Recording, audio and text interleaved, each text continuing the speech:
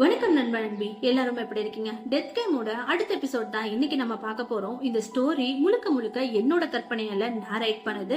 So இந்த story எல்லாரும் வெறும் கற்பனை கதையை மட்டும் கேளுங்க. இப்ப வாங்க நம்ம வீடியோக்குள்ள போலாம். ஓபனிங் சீன்ல லாஸ்ட் எபிசோட்ல முடிச்ச அந்த சீன் தான் போகுது. ஆடுபுலி ஆட்டமும் ரொம்ப விறுவிறுப்பா ஆரம்பமா இருக்கு. ரெண்டு டீமா பிரிச்சு இப்போ ஆளுக்கு ஒரு திசையில அந்த ரெண்டு டீமும் இருக்காங்க. அந்த சமயம் அந்த ஸ்கேரி பொண்ணும் ஒரே நேரத்துல ரெண்டு டீமுக்கு முன்னாடியுமே போயிட்டு அந்த கேமை எப்படி விளையாடணும் அப்படிங்கிற மாதிரிலாம் எக்ஸ்பிளைன் பண்றா. ஃபர்ஸ்ட் நம்ம ராகவ் டீம் கிட்ட இந்த ஊருக்கு நடுவுல ஒரு பெட்டி இருக்கு. உங்க எல்லாருக்கிட்டயுமே ஆளுக்கு ஒரு டோக்கன்ஸ் இருக்கு. சோ கொடுக்கப்பட்ட டைமுக்குள்ள அந்த பெட்டிக்குள்ள எல்லா டோக்கன்ஸையும் நீங்க போடணும். ஆனா நல்லா ஞாபகம் இருக்கட்டும், ஆட்டை வேட்டையாடுறதுக்கு புலி ரொம்ப பசியோட காத்துக்கிட்டு இருக்கு அப்படின்ற மாதிரிலாம் சொல்லிட்டு அந்த மர்ம பொண்ணு அங்க மறைஞ்சு போயிடுறா. சோ இது இங்க நடந்துட்டு இருக்கு. அட் த சேம் டைம் இந்த பக்கம் அந்த ஜிம்பாய் டீம் கிட்ட அந்த மர்ம பொண்ணும் இந்த ஊருக்குள்ள நிறைய ஆடை சுத்திக்கிட்டு இருக்கு. ஆனா அந்த ஆட்டை வேட்டையாடுறதுக்கு புலியும் ரொம்ப பசியோட சுத்திக்கிட்டு இருக்கு. கொடுக்கப்பட்ட டைமுக்குள்ள அந்த ஆட்டை புலி எல்லாம் சேர்ந்து வேட்டையாடணும். ஒருவேளை கொடுக்கப்பட்ட டைமுக்குள்ள ஆட்டை அந்த புலி வேட்டையாடலனா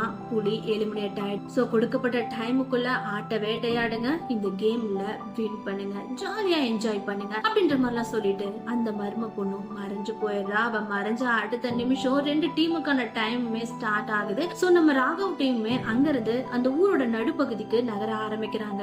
அப்ப மதி முன்னாடி போயிட்டு இருக்க மதி கிட்ட பேசலான்னு சொல்லிட்டு ராகவும் மதி கிட்ட போக ட்ரை பண்ணுமா. அந்த சமயம் பின்னாடி இருந்து நம்ம குணாவும் வேகமா ஓடி வந்து நம்ம மதி கூட நடந்து போறான். அதை பார்த்து நம்ம ராகவுக்கு ஒரு மாதிரி ஜெலஸ் ஆகுது. அதே சமயம் குணா மேல கோபமும் வருது. அது எல்லாத்தையும் பின்னாடி இருந்து பார்த்த லாவண்யா நம்ம சரத் கிட்ட மதிக்கும் குணாவுக்கும் நடுவுல அப்படி என்ன போயிட்டு இருக்கு, ஒருவேளை ரெண்டு பேரும் மதிய பத்தி தெரியல, ஆனா குணாவுக்கு மதி மேல ஃபீலிங்ஸ் இருக்கு. என்ன சொல்ற, உண்மையாவா?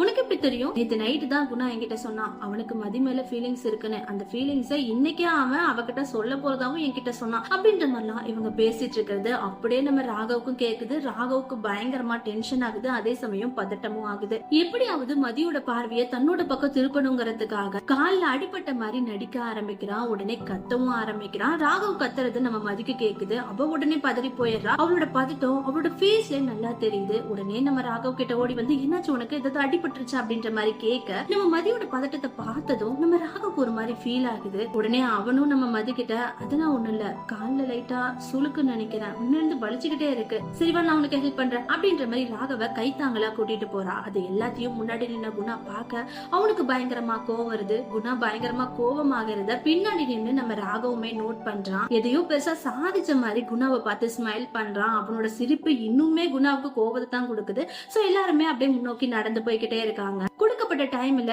20 நிமிஷம் முடிஞ்சு போயிருது. அட் த சேம் டைம் இவங்களுமே ஊரோட நடுப்பகுதிக்கு வந்துடுறாங்க. அப்ப நம்ம ராமரும் இந்த கேம் ஈஸியா முடிச்சிடலாம் போலயே, அங்க பாருங்க அந்த பெட்டி அங்கதான் இருக்கு அப்படின்ற மாதிரி அவர் சொல்லி முடிக்கிறதுக்குள்ள தூரத்துல இருந்து அவங்கள நோக்கி யாரோ துப்பாக்கியால ஷூட் பண்றாங்க. ராகவ் டீம்ல இருந்த ஒருத்தன் அதே இடத்துல புல்லட் பட்டு இறந்து போயிடுறான். அதை பார்த்தாங்க எல்லாருமே ஷாக் ஆக உடனே ராகவும் மதியோட கைய பிடிச்சுக்கிட்டு மத்தவங்க கிட்ட உடனே மறைவான இடத்துக்கு ஓடுங்க அப்படின்ற மாதிரி சொல்ல எல்லாருமே ஆளுக்கு ஒரு மறைவான இடத்துல போய் மறைஞ்சிக்கிறாங்க.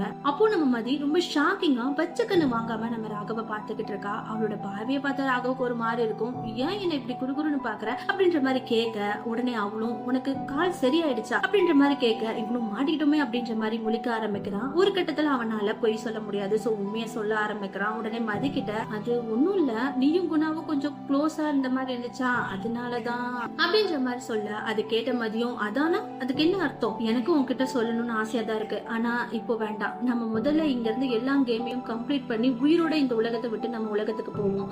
அங்க போனதும் நானே உன்கிட்ட எல்லா விஷயத்தையும் சொல்றேன் அப்படின்ற மாதிரி இவங்க பேசிட்டு இருக்க. அது எல்லாத்தையும் கேட்ட நம்ம ராமர் டி ராகவ் டைம் போயிட்டே இருக்கு, நம்ம எப்படியாவது இந்த டோக்கன்ஸ் அந்த பெட்டியில போய் சேர்த்தாகணும், அதை பத்தி கொஞ்சம் யோசிங்க அப்படின்ற மாதிரி சொல்ல அதை கேட்ட ரவி எப்படி நம்மளால அங்க போக முடியும், நம்ம முன்னாடி போனாலும் யாரும் நம்மள ஷூட் பண்ண ஆரம்பிக்கிறாங்க அப்படின்ற மாதிரி சொல்ல உடனே நம்ம ராகவும் யாரோலாம் கிடையாது, அது அந்த புலி டீம் தான். இந்த கேம்ல நமக்கு கொடுத்திருக்க டாஸ்க் இந்த டோக்கன்ஸ் அந்த பெட்டியில போடுறது, ஆனா அவங்களுக்கு கொடுத்திருக்கிறது நம்மள இந்த டோக்கன்ஸ் அந்த பெட்டியில போட விடாம தடுக்கிறது.